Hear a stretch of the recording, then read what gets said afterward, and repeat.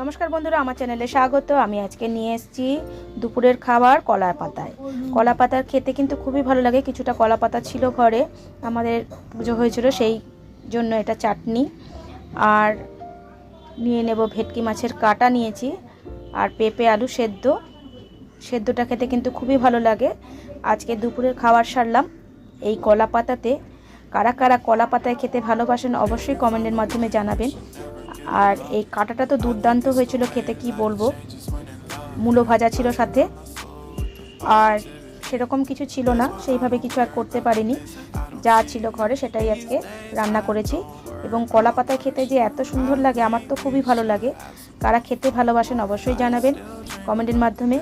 আর please বন্ধুরা একটু subscribe করবেন, একটু শেয়ার করবেন, কমেন্ট করবেন, তাহলে বোঝা যায় যে কেমন হচ্ছে এই ভিডিওগুলো। আপনাদের যদি ভালো লাগে সেটাই আমাদের কাছে